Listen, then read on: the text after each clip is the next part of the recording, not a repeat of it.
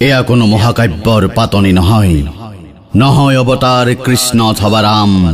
তেজৰ চিয়াহিৰে লিখে যি মৃত্যুৰ দাস্তান, নাম তাৰ পৰশুৰাম।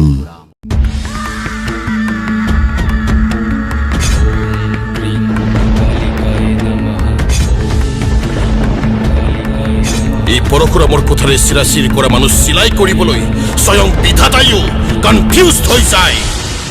হৰক নৰক সকলো মিছা, টকাৰে টকা টকা টকা, কেৱল টকা।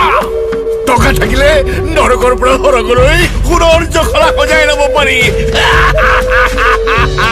পুৰা আৰু নাৰীৰ যুঁজিটো দেৱতাৰ পৰা ওপৰলৈ, মহাকাব্যিক যুগৰ পৰা আধুনিক যুগলৈ TRP এতিয়ালৈকে ডাউন হোৱা নাই। বাঘৰ সন্মুখত থিয় হোৱা চিকাৰে ভালদৰে জানে কিদৰে তাৰ নখ দাঁত উভালি চাৰ্কাছত নচুৱাব লাগে। মই আপোনাক হৃদয় উজাৰি ভাল পাওঁ। প্ৰেয়সী মই, পৰশুৰামৰ প্ৰেয়সী।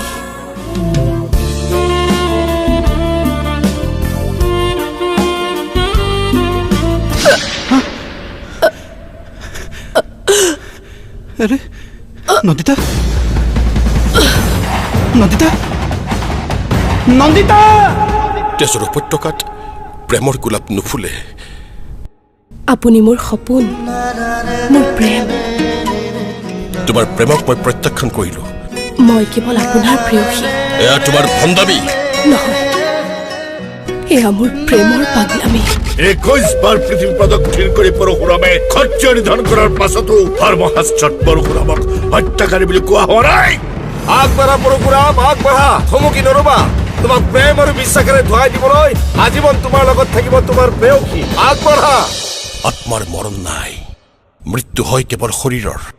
মই কেৱল নিয়তিৰ আজ্ঞাবাহী ভৃত্য।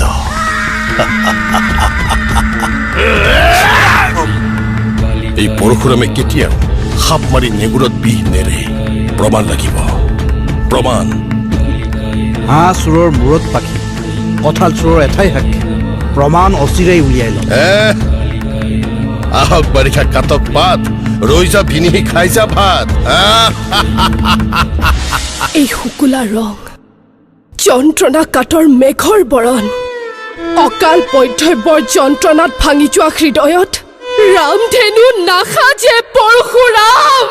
মই তোমাক হাতযোৰ কৰিছো, পৰশুৰামক তুমি অকলশৰীয়া নকৰিবা। পৰশুৰাম নহয়, পাষণ্ড তই। খেলা খতম মিষ্টাৰ পৰশুৰাম।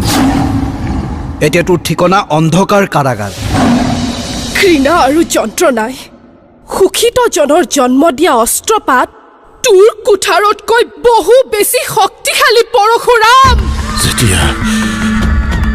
যেতিয়া জীৱনে কয় যা যা, তেতিয়া কবৰে মাতে আহ আহ।